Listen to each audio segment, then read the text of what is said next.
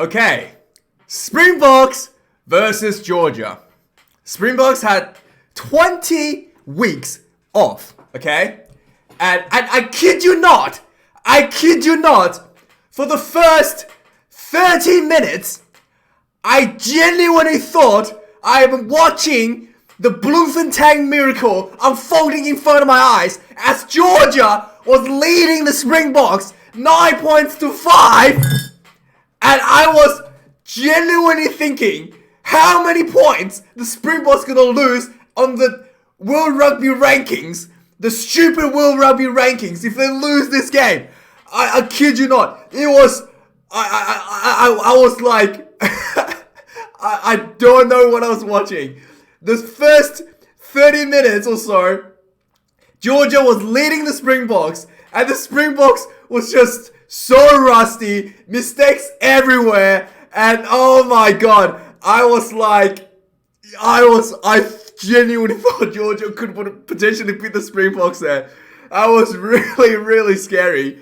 And if you're a Springboks fan, if you're South African, all that stuff that's like in front of you, next to your couch, your hair, yeah, that's you can blame that on the Georgians, okay? Oh my god, Georgia, the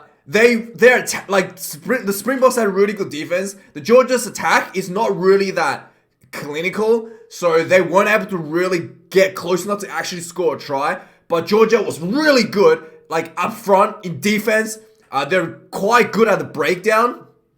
Oh, and they just really seem to love to get like close and confrontational in front of you, and just love to like maul you and just run at you and tackle you. And that has really like disrupted Springboks at the start of the game and just led to a lot of just silly mistakes, a lot of drop balls, a lot of just silly penalties.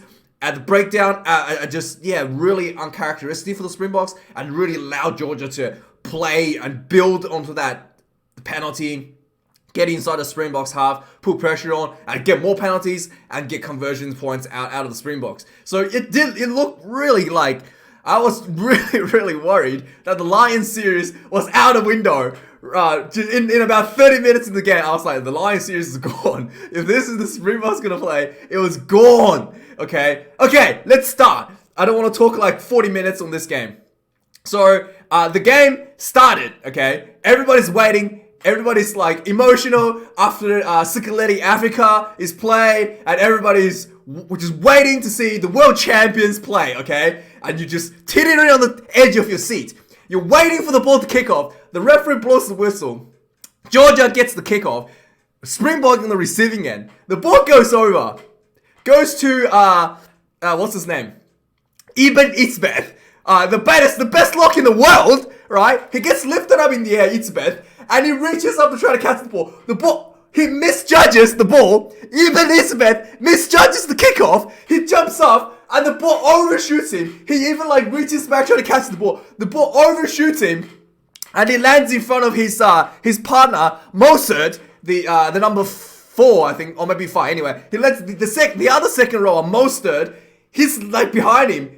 He thinks that Itzbeth will catch the ball, and the ball shoots past Itzbeth, gets in front of him. So Mostert was like completely off guard, didn't think the ball was gonna go overshoot, tries to catch the ball like in the last second, and knocks on the ball.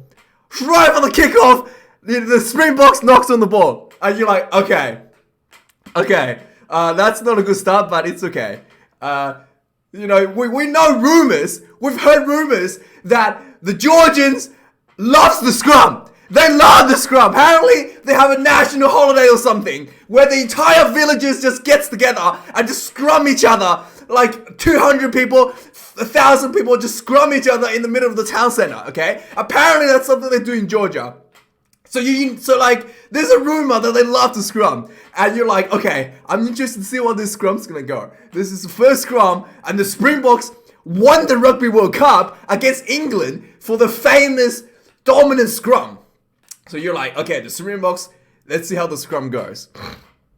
So at the first half, the Springboks actually has not the reserves props on, but they have the reserve props on, basically. The third level props basically. So they have 6 props, and it's basically the 2 props that's probably not even gonna make the bench, right? Anyway, this is Georgia. They're not even professional. Some of these guys probably not even professional rugby players. So, but they love the scrum. So the scrum goes. Springboks collapses the scrum. Niyake collapses the scrum. Full-on penalty to Georgia. Scrum feed. The sky's falling. Georgia goes, yep, we'll take the 3. Slots of 3 points. 3 points to 0. A minute into the game to Georgia. The sky's fallen. It's over. It's end of the world. Rest in peace, Springboks. You're gonna lose 20 points from the Rugby World Rankings. You're gonna go from 92 points to like 80 points. Probably not even 80, like 60 points after this. Okay? Oh my god. That was you were just like literally the worst, like everything that you're dreading that could potentially happen. I just like unfolding in front of your eyes. Okay?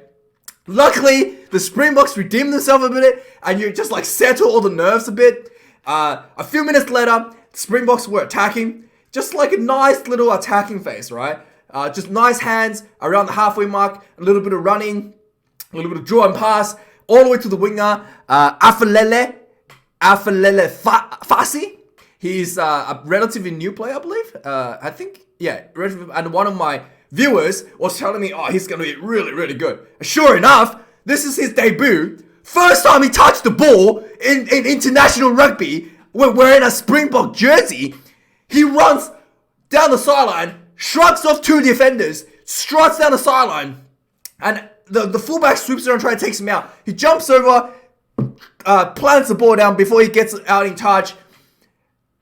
Like, just scores a try for the Springboks.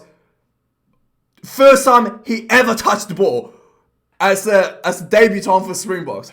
And I was like, yeah, it's back, baby. Springboks gonna win this easy. 50 points nil. Easy 50 points coming. Because that really looked like quite easy. Just nice hands. Try time. Afalele Fasi, nice 40-meter run. First time he touched the ball, I was like, yeah, just pass the ball to this guy. He'll score, like, he has 100% chance of scoring in international rugby. Just get him the ball, and you seal this game, like 80 points easily. So that goes in. 5 points to 3. Henry Pollard gets up for the kick.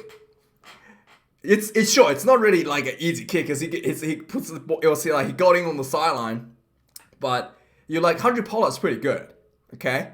Because you're thinking to yourself, Morné Stein is not playing, but Morné Stein would have got this kick based on his Curry Cup and Rainbow Cup performance. He'll definitely get this kick. And you have heard rumors that Henry Pollard has been injured or something in Europe and hasn't really played much rugby. So you're like, okay, I wonder how this kick's gonna go. He completely misses the kick. And I was screaming, drop him! Drop him! Drop him! It's not good anymore! Drop him! Put Stang on! Put Monet Stay on! Oh my god, he misses the kick. Oh, really, really rusty stuff for the Springboks. Anyway, let's keep going. I have a lot of notes. And then again, Springboks will, after back off this trip on backing out of the on the back end of this try, Springboks were putting a lot of good pressure on. There was a lot of nice heart running. The Georgians managed to turn the ball over inside their own 22 twice in about 10 minutes, and the Springboks just a little bit lazy on the breakdown. And Francois Stein, my hero, okay, he was. So this is something that was really interesting I was looking at. Francois Stein, I was getting a bit of nostalgia watching Francois Stein, to be honest. As a starting number 12, because, I think last time he started number 12 was like, 2007 or something for the Springboks? But anyway, he was playing, so the commentator was saying that the Springboks were playing like left and right. So they have Henry Pollard on one side, on the blind side generally, and they have Stein on the open side, as the second 5A on the open side. So the first receiver from the halfback. So it looked like Stein was gonna play more like a second 5A role, but every time he gets the ball, he just runs in. He I don't think he passes the ball that much in this game. I really thought he should have linked it up a bit more, but he was just like getting the ball and running in. And he literally, one of the turnovers was that he had two people outside of him he could have passed to. He ran in, gets tackled, and he didn't get enough support on him and got himself ball turned over. In fact, one of them where he was like, he was just like, he gets caught in breakdown basically, and he just gets like really messy and just giving out penalties. And I've also noticed Francois Stein looked like a prop. He put on quite a bit of weight, didn't he? Like, he's huge. Like, he looked like a prop. I kid you not. I don't remember him being that. Yeah. I remember seeing him play for the Elephants or something. Like, a while ago. Maybe like 6 months ago. Elephants. And I don't remember he was that big. But he's massive. He looked like a prop. Anyway, Francois Stein put on quite a bit of weight and gave away a couple penalties and really snuffed out a couple of opportunities for the Springboks. I was not very happy about that. On the 17th minute, there was building on the back of these penalties. The Georgians will manage to get inside the Springboks half. There was another, so Georgia had a penalty. Georgia had a penalty line out, and Springboks penalized again in the line out for, I think, tackling or putting his hands, I think it might be Elizabeth, or putting the hands on the player in the air. And this was in kicking range. So 17 minutes in, Georgia goes, all right, I'll take another kick. 6 points to 5. 17 minutes in, Georgia get back in front. There was a lot of silly things that the Springboks were doing at this point. There was a lot of so first of all, Georgians' rush defense was really good. It's giving Springboks a lot of issues.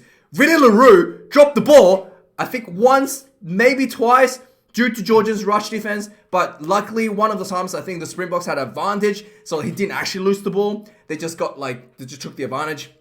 So the rush defense was giving them a lot of issues, but Vinny LaRue played really well. Okay, he did the drop balls the two drop balls he had was because Georgians were right up in his face, and he was getting smashed at the same time when he was catching the ball.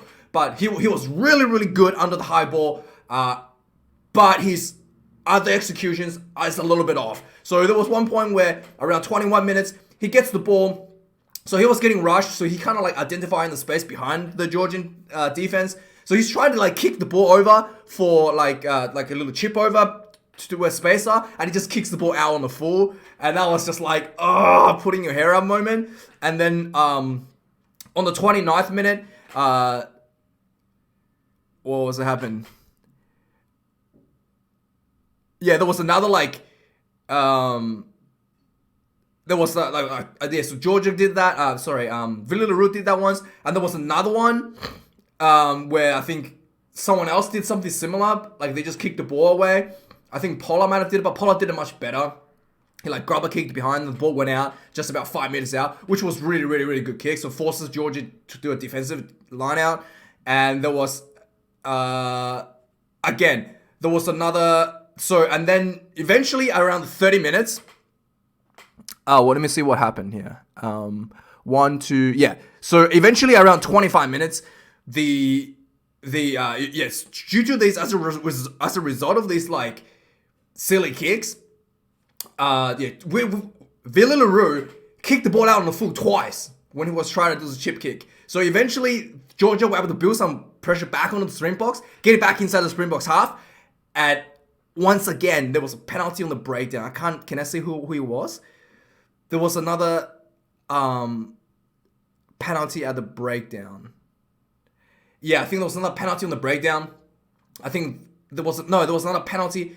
So there was another penalty at the lineouts for offside. I think it was offside or something, or it was offside. Another lineout, Georgian attacking penalty inside the Springbok half, and there was the Springboks were penalized for offside. Someone pushed. I think Georgia set up a maul, and someone just rushed up before the maul was had moved. So it was offside. So Georgia was kicking range again, kicked another 3. 9 points to 5, 30 minutes in. Okay? And around the 31st minute, something weird happened. So the Springbok scrum wasn't doing very well. As I was saying, Nayakang, the tight head prop, was struggling a little bit against Georgia. He goes in for a tackle, and he did a massive shot on one of the Georgian players, and he like dislodges the ball from the Georgian player. Beautiful hit, but he basically smacked the ball out so hard that he collapsed. His head collided onto the Georgian guy's like knee or something, and he like looked like he got knocked out. So they picked him up, got him off for a HIA, and they put on mustard. Okay, they put on the World Cup champion Malberg. I said mustard? That's the second one. They put on Franz Malberg. This guy was the guy that destroyed the English scrum in the Rugby World Cup. So I was like, okay, surely he's gonna like stabilize the scrum. And sure enough, he gets on the field. Immediately, the Springboks scrum turns around and just absolutely start dominating the Georgians. Like the difference was day and night. Like honestly, like anyway, he gets on. The Springboks wins a tight head scrum right away, and straight away that put the Springboks back into the front full base. Basically, he came on the field and the Springboks did a 180 turn and everything started to click much better. So a few minutes later from following this penalty, they kicked it out on the line out. Like the Georgians were like collapsing the more on the line out, repeated penalties. So Springboks goes for another line out. Off the second line out, there was like a nice little play in the center field. Andre Pola ran like a really nice line to cut inside, like a little inside line, and he gets to the ball, he crashes through the Georgian defense, and he scores under this post. So he scores like right next to the post. It looked like he scored right next to the post, and the referee couldn't see it because the post was blocking it. So the referee decision was no try. TMO checked, and the TMO checked. It looked like Pola like logically you think that Pola like landed. And he slided over the line. The ball was on the ground, slided over the line. And then he was like turned and the ball got held up. But there was no actual footage of the ball touching the ground. You can see like the ball touched the ground before it hits the line. And then he like drifted over the line, but he can't see the ball. So the referee goes, well, I can't see the ball. I have no evidence to overrule the on-field decision of no try. So it was really unlucky. So Andre Pola actually technically scored here. So that was declined. So the Springboks goes, all right, if you're going to keep give away penalties and lineouts, we're going to keep do more lineouts. So they did another lineout. I think this was the third. I think this was the third lineout. Once again, there was one of the Georgian players was in the air, trying to play the ball, another infringement lineout, 5-meter lineout, and then the referee goes, all right, enough, yellow card. Georgian number 7 gets sent off. And then Springboks goes, okay, we're going to do a fourth one. So they kick the ball out. You know what they say, if it doesn't work once, try again. So the fourth liner comes in, exact same move once again, another Springboks maul. The fourth line out, fourth maul, and this one, it was just like, finally the Springboks goes forward and goes in for their second try. And who was it that scores? Yeah, Bonabi scores this try for the Springboks, and that was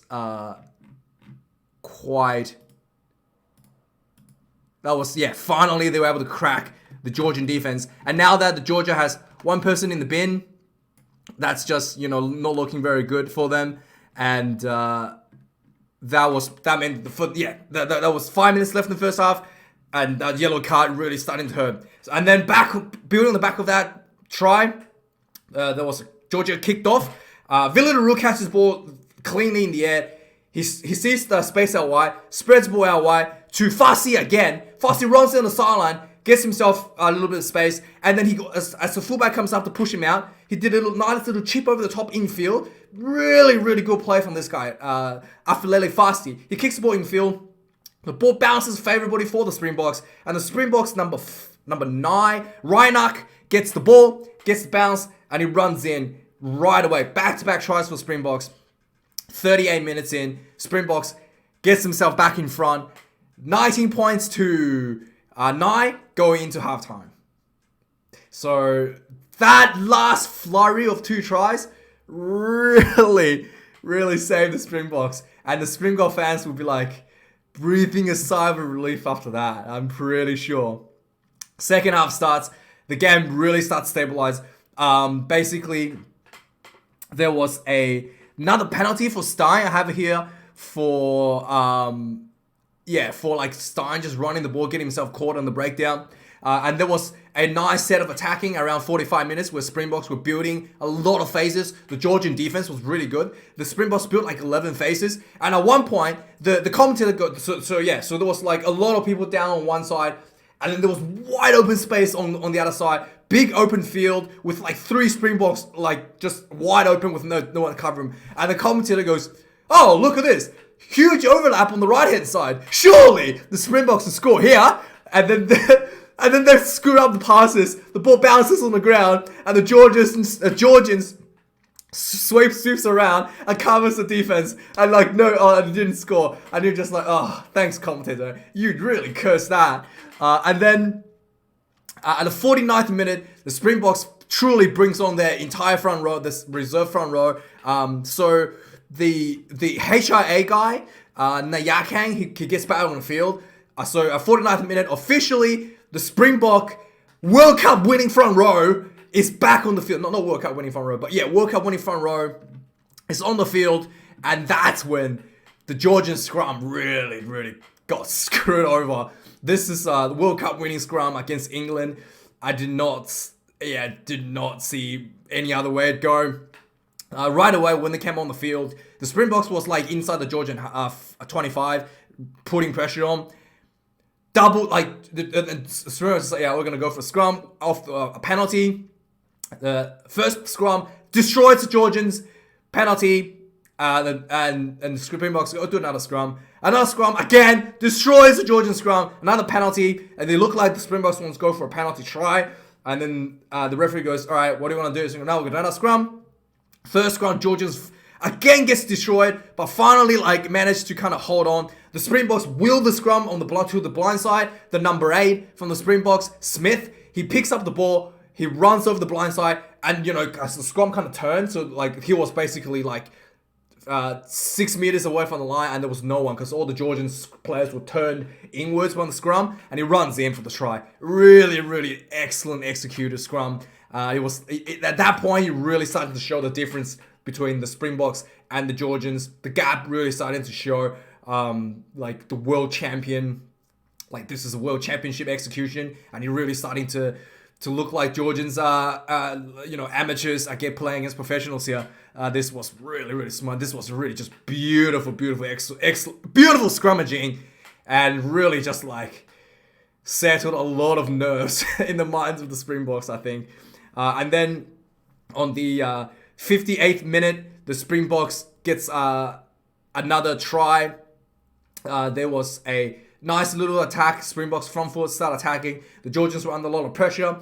The 100 Polar, I believe. Yeah, 58th minute, 100 Polar. Spots, again, they're trying to do these little kicks behind to stop the rush defense. Did another nice kick behind. 100 Polar, actually, other than the first kick, which I thought he should get dropped, and then he's really showed, like, his kicking was really like impeccable. Like his little kick behind, just consistently getting like inside the Georgians inside the Georgians 22, like near the 5 meter line, consistently like rolls out in the 5 meter line. Really good. So did another little kick behind, and the ball bounced nicely for Herschel Yanshis, who was on the field at the moment. Just came on the field. Look a little bit like the try that he's kind of scored against the All Blacks in 2019, where there was a draw in New Zealand. A little bit like that. I got a bit of a nostalgia here when I saw that. He runs up. There was another guy challenging for the ball. He was much smaller than the other guy. He emphatically claims the ball for himself. And then the ball, Herschel Yancy gets the ball, and then he gets tackled actually. Almost goes in. He gets tackled just outside the try line. And then I think, actually not. I don't think it's Yanshis that got the ball. Was it Yanshis? Is it Valemsi? I think it's Valemsi that gets the ball. Sorry, Valemsi that gets the ball. He gets tackled just before the try line. Yanshis comes up really quickly, picks up the ball, and he jumps. He sees the gap, pick and go, just runs in for the try next to the ruck. I thought it was Yanshis that catches the ball, and then Valemsi crashes the ball, and then Yanshis picked and go and scored a try. I think that's how he went. I can't remember. I'm pretty sure Yanshis catches the ball from the kick behind from Polar. But anyway, Pollard gets subbed off after this one. Elton Jenshis gets on the 68th minute. The Springboks putting on the front foot again. There was another penalty against Georgia. Springboks kicked the ball out, sets up a maul, and this is the first maul from the line out that's done with the former World Cup winning props and forward back. Not I think 2 of the guys were reserves at the World Cup finals, but still the World Cup winning front row gets the ball, and this maul that was set up 5 minutes out was just the Georgia couldn't even put up any resistance against this one. It looked like a runaway freight train. Just the whole pack just slow jogged the maul, literally slow jogged into the try zone, and Malcolm Marks got the ball, had the ball at the back, all he had to do was drop down and put the ball and score the try. It was just man, that maul was just a beauty to watch. For the whole game, they've been struggling a little bit. That one was just perfectly executed. The Georgians tried to collapse, literally couldn't do anything. Gets completely, literally dropped, ran over, and conceded a try. 68th minute. And that was the last point the Springboks scored. After that, there was a really funny point where the Springboks were trying a lot of different things, but forcing a little bit of error. On the 71st minute, there was a little argy-bargy. The Georgians were a little bit upset. Willie LaRue gets pushed, and Willie LaRue turns around and goes, "Hey, no one pushes me. I'm World Cup winning fullback for the Springboks." So he pushes him back, and the referee comes in. It looked like a fight was going to break out. And I was like, oh no, if one of the Springboks throws a punch, gets red carded or something, they might have missed out the test match. So the referee comes in, puts his hand between everyone, and the referee got himself involved. He literally threw his body in between the Springboks players and the Georgian players and tried to pull them apart, right? The referee was wrestling players apart. And eventually, everybody gets put apart. Oh, by the way, the TMO was really, really good this game as well. TMO basically, as the referee setting up for the next thing to do, the TMO's already checked everything. It's just I checked, no foul play, you can carry on. So the referee gets everything sorted, and TMO calls in, there's no foul play, no one punched or a punch or anything, carry on. And the referee pulls Willie LaRue over. So the Springboks has a penalty here, and the Willie LaRue obviously thought that the referee might reverse the decision, because he retaliated and pushed him. And the referee's don't go in and push him, don't push him. And Willie LaRue was just literally oh, sorry sir, oh, I'm sorry sir, sorry sir. And he was so afraid that the referee was going to reverse the penalty or potentially issue a card for his push. And he was just sorry sir. He said sorry about 10 times, okay? And it was just, it was really funny to see. Anyway, great acting, by the way, Billy. That was 10 out of 10 acting for you, mate. I'm sure you're very sorry about pushing the Georgian guy. On the 72th minute, this was pretty much, once again, the Springboks were on the attack, and there was wide open spaces out wide, literally identical position about 30 minutes ago. Wide open space outside, 3-4 people out, and there was no defenders. And the commentator goes, surely the Springboks will score here. There was massive overlap out wide. And they're just about 10-20 meters out from the try line. Surely the Springboks will score here. And once again, there was a really poor pass. I think Elton Jenshis tries to throw a big pass out wide to the winger, and he overthrows the pass and he goes out on the full. And I'm just the commentator juked us again. And no try again. But that was pretty much the last thing that kind of happened before the end of the game. And it was good. Good to see. The Springboks, a bit rusty at the start, but when their big guns came on in the second half, it really showed a massive difference, massive gap between the Springboks and the Georgians. And quite nice to see some good scrummaging, some good lineouts, some good mauls, some classic Springbok. Willie LaRue didn't drop the ball too much. I was pretty happy. In fact, I don't think he dropped the ball at all. Don't quote me on that. And 100 Pollard, excellent play.